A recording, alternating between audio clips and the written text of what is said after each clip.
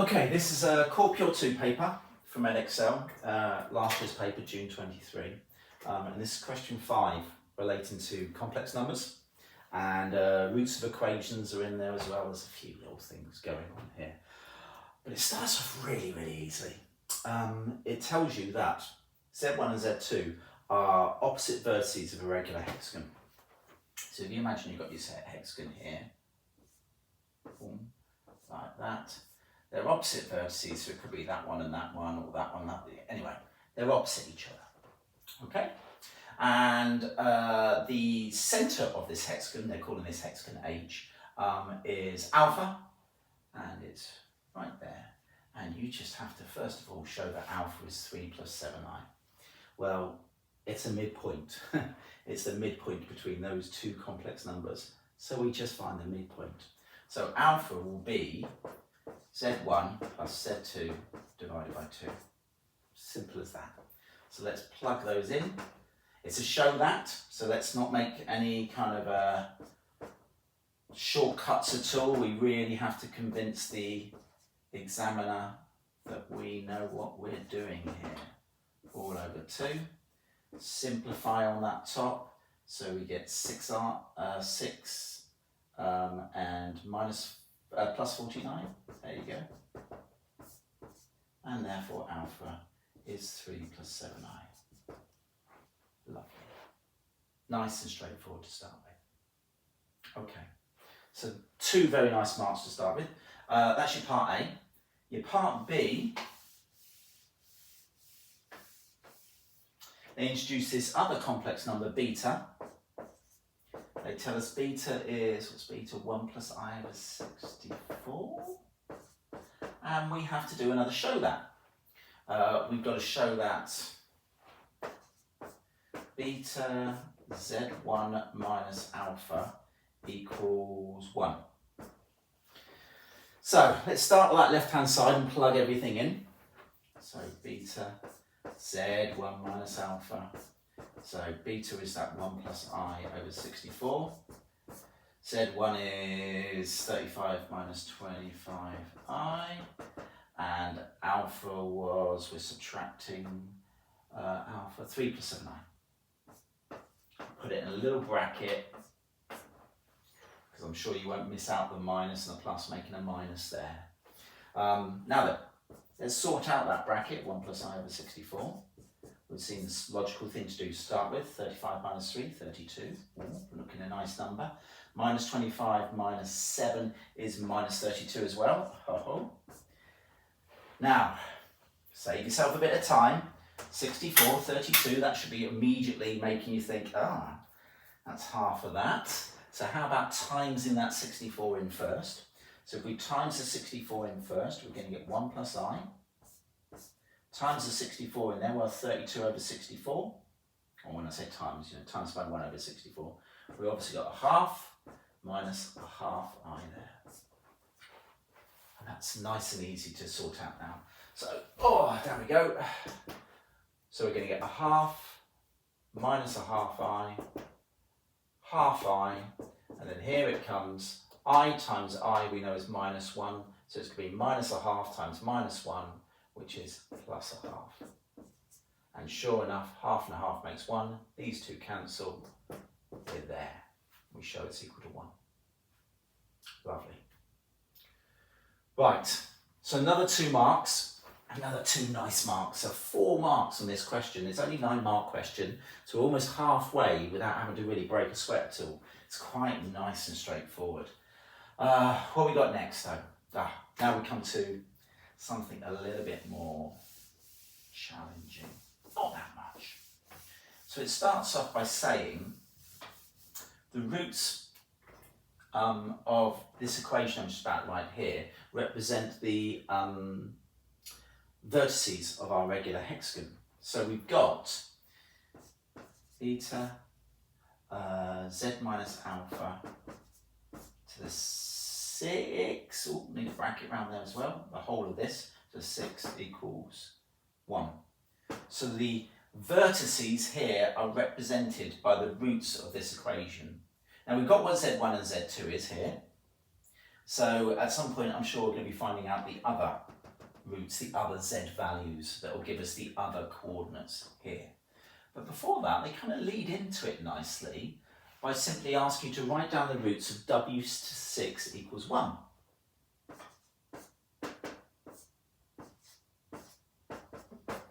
Now this is roots of unity, 6 roots of unity. And a lot of people I know can just trot this off. They just memorise it and out they trot. Because it is actually only a 1 marker, but I'm going to do it right from first principles here, just to remind you how you do this kind of roots of a complex number. So we got 1 here. This could be a complex number we're doing the roots of, and this is the procedure you take. If you take your number that you're doing the roots of, so 1, I plot that there, that's where 1 is, there. If I write that in the form re to the I theta, r, remember, is the modulus of our complex number. Well, our complex number 1 there has a modulus of 1. So we could write w6 equals r1 e to the I theta. Now theta is the argument, don't forget. So the argument of our complex number, well, 1 has an argument of 0. It's not turned anywhere. So the argument of 1 is 0. However, it's not the only argument. That's 0 is the principal argument. If I spin this round a full turn, I get right onto that number again. So actually, 1e to the I 2 pi would also be equal to 1. So, you know, going around 2 pi, or go around 4 pi, or 6 pi, or 8 pi, or even minus 2 pi, minus 4 pi. So any multiple of 2 pi. So what we do now is we go, well, it's 0, but it also could be some multiple of 2 pi. We usually write 2k pi there. Okay? So let's work our way through that. Simplify it a little bit. So w to the 6 equals 1. Well, we can just leave that. 0 in there. So isn't it just e to the I 2k pi? I always put my eye at the front, but I know some people like to put it at the back. It doesn't really matter anyway. So we're going to take the 6th root of this. So we're going to say w is this to the power of the 6th root to the power of 1/6. So we're going to do e to the I 2k pi to the power of 1/6. And obviously, with our rules of powers, that 6th will come into here to give us e to the I 2k pi over 6. Or shall we shorten that to e to the I k pi over 3. Okay? And now, to actually work out what those roots are, all we do, put in different values of k. Starting with 0, and go, we can do k equals 0, 1, 2, 3, 4, 5 to get our 6 roots, or we could go backwards, go 0, minus 1, 1, minus 2, 2, with any values of k you want, basically. Sticking them in there to find the 6 different values that we're going to get when we take the 6th root of 1. Now, I know this is just a 1 marker, so you're kind of like, why am I doing all this work? I'm just reminding you how you could do this with any complex number, okay? Once you plot your complex number wherever it is, and you've got the r, you can work out the r value, you work out the modulus, and the argument. You can then use this technique to then work out that root, okay? So I'll finish this off. I'll do it nice and quickly if that's okay. I'll just get that up there. Let's just sort this out a bit. Give myself some full space here. So if I put k equals 0 in there, aren't I going to get w equals, put in 0 in there, e to the I 0. And if you want, that's just 1, because it's e to the 0. Okay? Putting 1 in there, I'm just going to get e to the I pi over 3. Putting 2 in there, I'm going to get e to the I 2 pi over 3. Oh, there seems to be a pattern developing here. Putting 3 in there, e to the I 3 pi over 3, which is pi. E to the I 4 pi over 3. And e to the I 5 pi over 3. There's our 6 roots. Okay?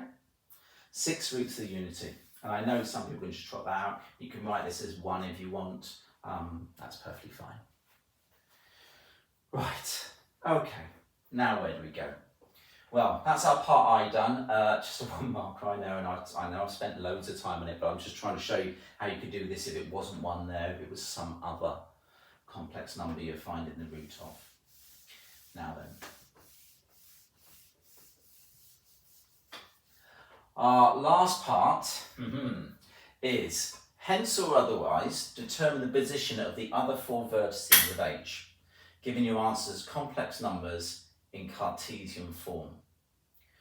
So, what we're basically realising is we just worked out what w to the 6 equals 1 results in our answers. Okay? We want, though, that beta z minus alpha to the 6 equals 1. So basically, this is our w in this case, something to the 6 equals 1, w to the 6 equals 1. This is our w, and we know the answers these are, so we're just basically working on this is equal to each of these, and we've got to work backwards to therefore find out what z is. We've got 2 of them. We've got our z1 and z2 already, our 35 minus 25i, and our minus 29 plus 39i they gave us right at the beginning. We've basically got to find the other 4. Okay? So, we've got to do a bit of messing around here. We know what z is, beta is, we know it's 1 plus I over 64. So if I write 1 plus I over 64, okay, times z minus alpha, so z, which is what we're trying to find, minus alpha, which we know is 3 plus 7i, so let me write that as 3 minus 7i now. Let's bring the minus in to make our life a bit easier. It's going to equal these. Now, instead of doing each one separately, doing 6 kind of rearrangements, why don't I write this in its general form, like this? If you remember, it's e to the I k 2 pi k over 3. Over 6, sorry. So we know that's e to the I pi over 3k. Oh, why don't I write that in the first place, actually? Let's write that in the first place.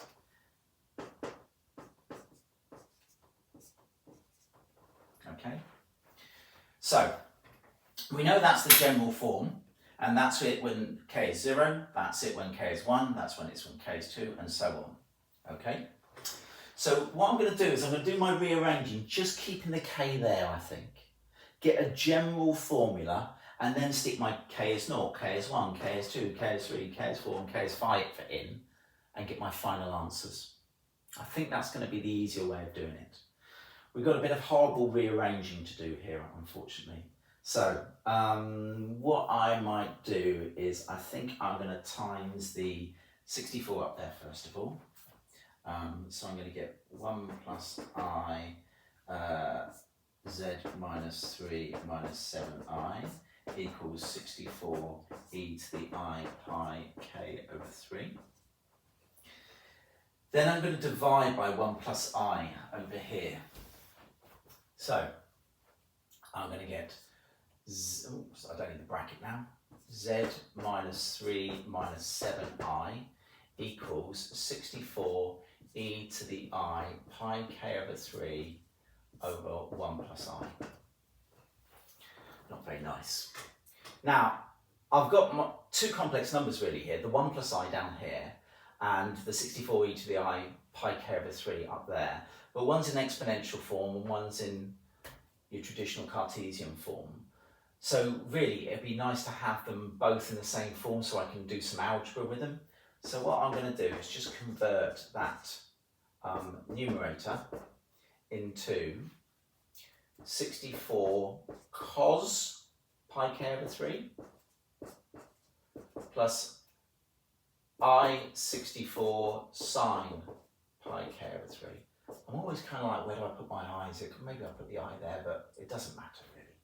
So see how I've gone from re to the I theta. Where should I write this, just to remind you? Re to the I theta, if you remember, is r cos theta plus IR sine theta. And that's all I've done there. My r is 64, my theta is pi k over 3, so I've just turned it into that form. And I'm now going to divide by 1 plus I.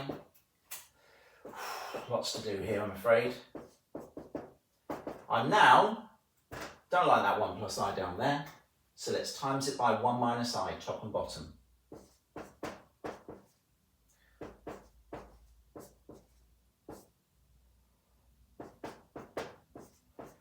4 sine pi k over 3.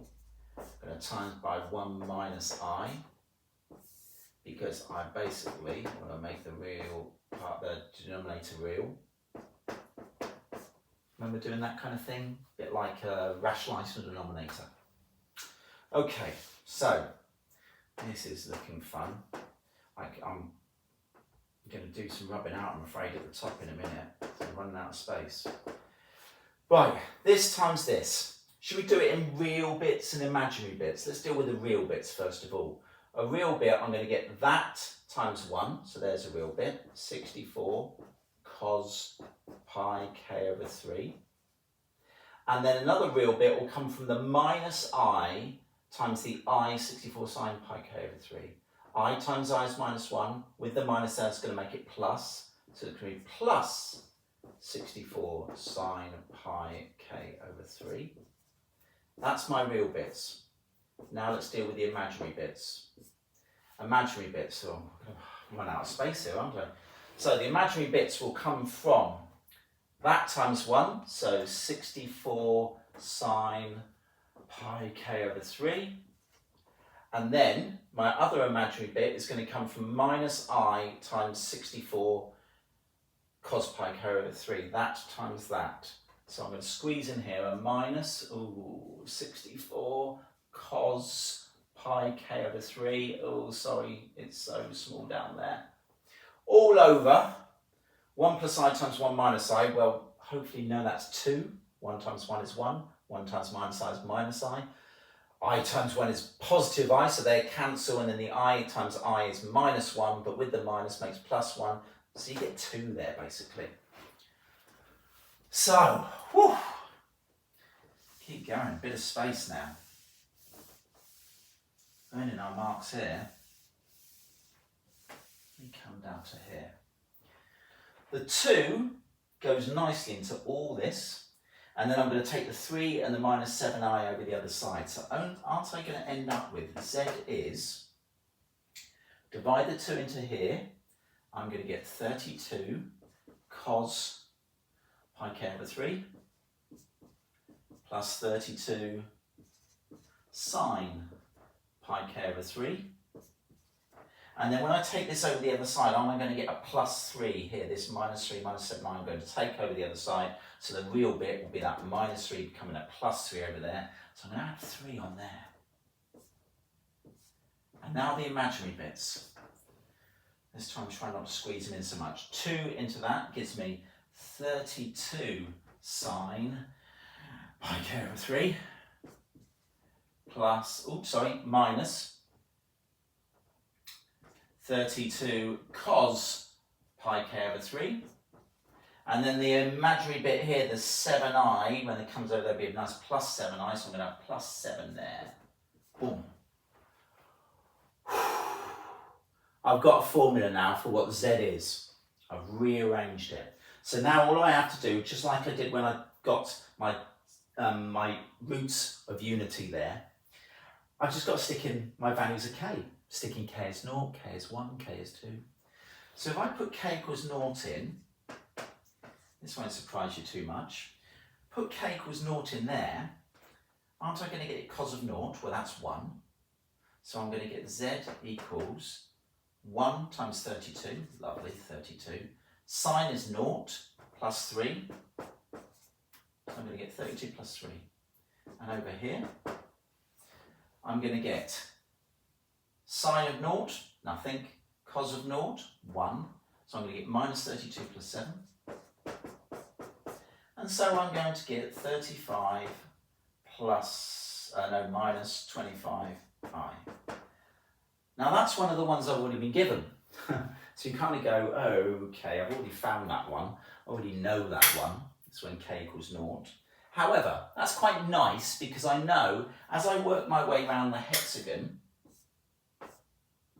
because obviously as I do k equals 0, then I go k equals 1, k equals 2. I'm basically working my way around the hexagon. So I found one of the ones I know. So I should know that when I do k equals 1, it will give me that one. K equals 2, that one. K equals 3, I can ignore because it's the other one that I know, the one that's opposite it. So I can save myself a little bit of time here. Okay, so if I do k equals 1, now I'm sure some of you might reach for your calculators here to help yourself out with these, but we can do this just, we're going to find the same trig ratios turning up time and time again here. So if I put k equals 1 in here, I'm just going to get pi over 3. Cos pi over 3, a half.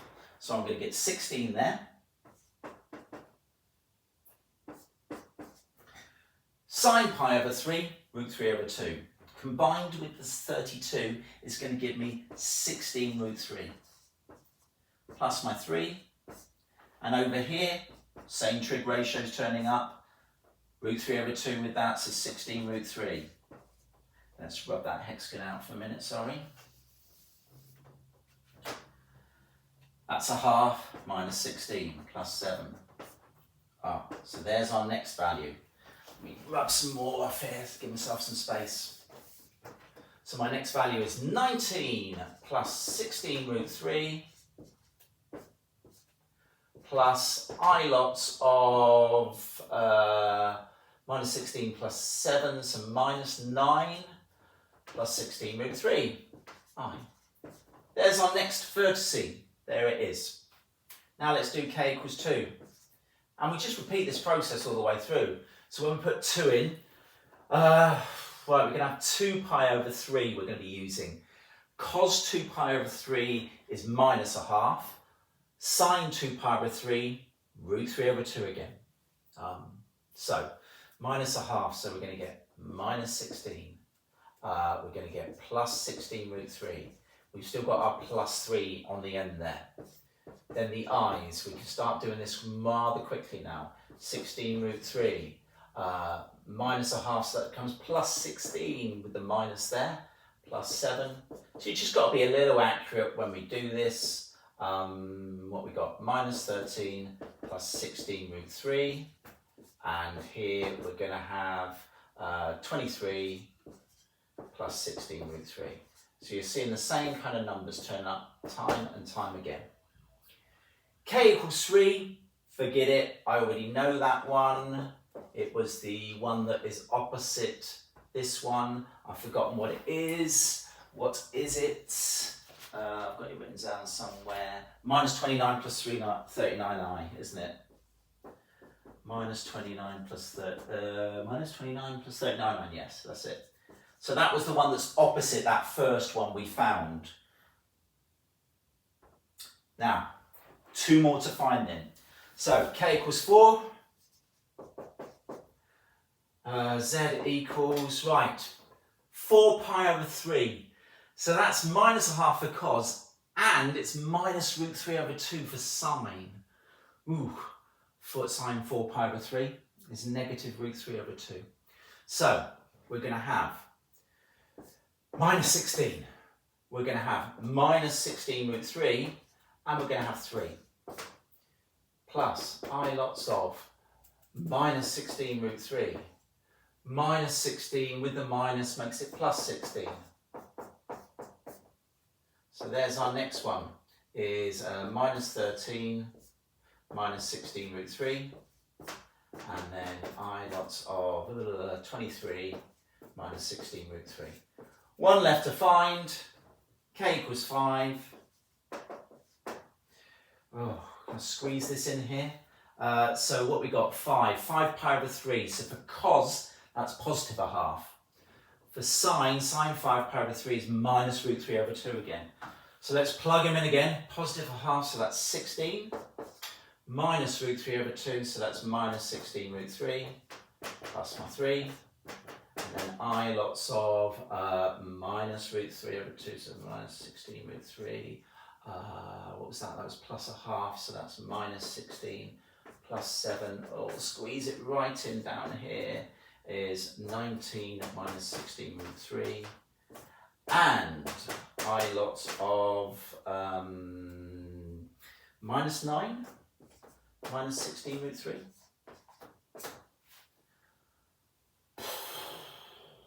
Wow. So, bit of very nice first 4 marks. Nothing difficult. In fact, the 5th mark as well, if you know your roots of unities, just write it down. That last 4 marks though, oh my word, there's a load of work in there. We could have done it slightly differently, but I don't think there's any benefit from it. I'm just going to quickly describe what I mean by that. So we knew this one. When we found this first one here, the first new one, if you like,